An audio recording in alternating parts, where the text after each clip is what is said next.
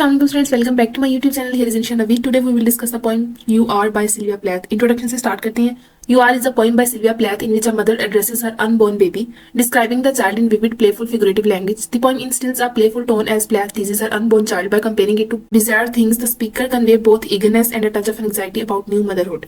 You are एक poem है जो कि एड्रेस कर रही है एक न्यूली बॉर्न बेबी को जो कि अभी अपनी मदर की फॉर्म में है. सिल्विया प्लैथ ने ये पोइम अपनी प्रेगनेंसी की ड्यूरिंग लिखी. तो उन्होंने जो फीलिंग जो एक्सपीरियंसेस है उनकी अपनी प्रेगनेंसी के दौरान अपने बच्चे से, इसमें उन्होंने उसको एक्सप्लेन किया है. पोइम को स्टार्ट करते हैं. क्लाउन लाइक, एक मस्खरे की तरह, हैप्पीएस्ट ऑन योर हैंड, अपने हाथों में तुम खुश हो. फीट टू द स्टार्स, पाँव तुम्हारे सितारों की तरफ है. एंड मून स्कल्ड, और तुम्हारी खोपड़ी चांद की तरह गोल है. Guild like a fish, guild सांस लेने वाली जगह मछली की जो होती है, जैसे हमारी इंसानों की नोज होती है, नाक, ठीक है, जिससे वो सांस लेते हैं. इसी तरह जो फिश के नोस्ट्रिल्स होते हैं, उसकी सांस लेने वाली जगह होती है, उस जगह को गिल्ड कहते हैं. मतलब इतनी छोटी छोटी सांसें उसने उसकी सांस लेने वाली नोज जो है उसको कंपेयर किया है फिश की गिल्ड के साथ. कॉमन सेंस नहीं है, अभी तुम बच्चे हो. Thumbs down on the dodo's mood, तुमने अपने अंगूठे जो है वो नीचे किए हुए हैं जैसे डोडो ने किए होते हैं. डोडो एक परिंदा है हिस्ट्री में जो कि एक ज्यादा शौक परिंदा नहीं है. डोडो हिस्ट्री का एक बर्ड है जो कि है भी एक बर्ड लेकिन उड़ भी नहीं सकता, और उसके जो थम्स हैं वो हमेशा डाउन रहते हैं, वो हमेशा चलता फिरता ही आपको नजर आता है.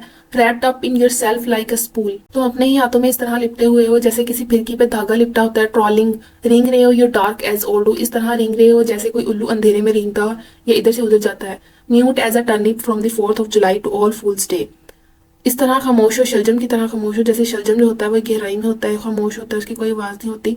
From the 4th of July, 4 जुलाई से, ऑल फूल डेज मतलब जुलाई से अप्रैल तक का जो टाइम पीरियड है वो 9 मंथ का है. यानी उन्होंने इसे अपनी प्रेगनेंसी से कंपेयर किया, प्रेगनेंसी के टाइम पीरियड से. ओ हाई राइजर, ओ मेरे बढ़ने वाले बेटे. माई लिटिल लोफ जो होती है वो कोई कच्ची चीज, जैसे मतलब उसने कच्चा रोटी का टुकड़ा, जैसे कोई उसे पकने में टाइम लेता है, इसी तरह वो अपने बेटे को कंपेयर करिए उस कच्ची चीज से कि अभी तुम्हें ग्रो होने में, इस वर्ल्ड में आने में कुछ टाइम बाकी है.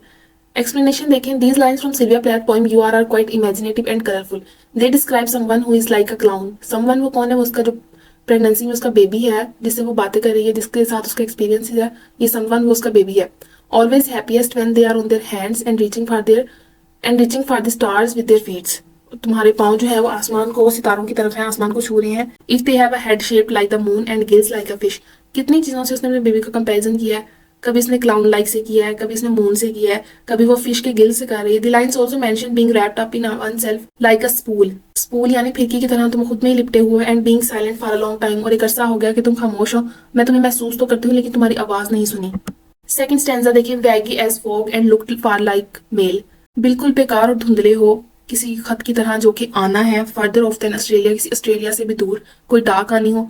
Bent backed Atlas, bent back के तुम शिकस्त दे दोगे एटलस देवता को जो कि यूनानी देवता है. आवर ट्रेवल्ड प्रॉन, हमारे सफर करने वाले झींगे. अब झींगे से अपने बेटे को कंपैरिजन कर रही है. Snug as a bird at home, snug होता है पुरसकून. बर्ड जो होती है वो ताजा जो पौधा होता है, प्लांट, उसकी कोंपल जो ताजा नरम नाजुक कोंपल होती है उसको बर्ड कहते हैं. एट होम, अपनी जगह पे, अपने घर में. Like spread in a pickle jug, spread जो होती है वो बेरंग की मछली जो होती है जिसका कोई कलर नहीं होता, उसकी नस्ल को कहती है स्प्रेट. इन अ पिकल जग, जैसे अचार के डब्बे में कोई मछली हो. अक्रील ऑफ ईल्स, क्रील टोकरी, ईल्स जो है वो भी मछलियों की नस्ल होती है. ऑल रिपल्स, ईल्स जो है वो मछलियों की, बल्कि मछलियों की नस्ल होती है. ऑल रिपल्स, जबकि जब तुम्हें पकड़ के मछली को टोकरी में डाला जाता है तो वो ऐसे तड़पती है, अपनी तरफ से लहरें बनाती है अपनी बॉडी की. Jumpy as a Mexican bean, Mexico के जो फलियों के दाने होते हैं जब उन्हें फ्राई वगैरह करने के लिए ऑयल में डाला जाता है, फ्राई होने के साथ पटाखे मार के जंप करते हैं. बिल्कुल उसी तरह जैसे मकई के दानों को जब हम पकाते हैं तो वो भी पकते साथ ही जंप करते हैं और अपनी कढ़ाई वगैरह या बर्तन जो भी है उससे निकल के बाहर छलांगे लगाते हैं. Right like a well done sum, बिल्कुल सही हो तुम जैसे किसी कीमती खजाने की तरह. अ क्लीन स्लेट, बिल्कुल ऐसी स्लेट जिसपे कभी कुछ ना लिखा हो अभी. With your on face on, तुम अपने चेहरे के साथ बिल्कुल एक खाली स्लेट की तरह हो जिसपे अभी कुछ भी ना लिखा हो. नेक्स्ट इसकी एक्सप्लेनेशन आ जाती है. These lines from Sylvia Plath's poem You Are continue to paint a vivid picture. They describe someone who is vague like fog and south after like mail. They are far away, वो बहुत दूर है. Even farther than Australia, Australia से भी दूर कोई डाक आनी है. The lines use imaginative imagery.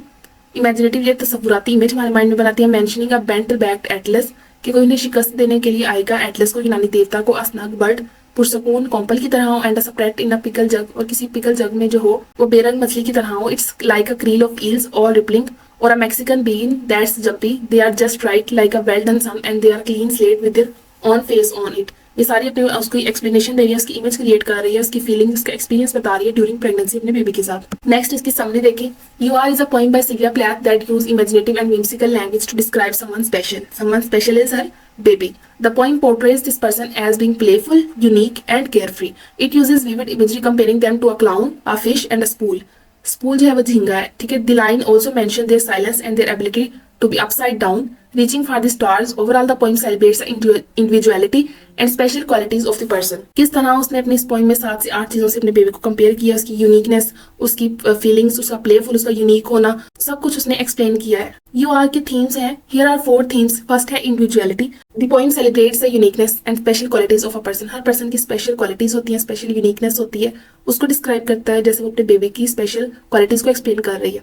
Playfulness, it explore the joy and freedom of embracing one's imaginative and playful nature. अब जो बेबी है उसकी जो फीलिंग, मतलब बेबी जो है वो अपनी मदर के वॉर्म में है, तो मदर को फील हो रही है उसकी फीलिंग्स कि उसकी टांगे किस तरफ है, किस तरह वो मूव कर रहा है, किस तरह वो सांस ले रहा है, किसकी तरह है, टोटोज मोड में है, मतलब वो डिफरेंट जो है वो उसकी प्लेफुलनेस बता रही है कि कभी इधर को खेल रहा है, कभी उधर, जैसे कि कोई उल्लू अंधेरे में इधर से उधर जा रहा हो, मतलब उसे फील हो रही है ये सारी चीजें।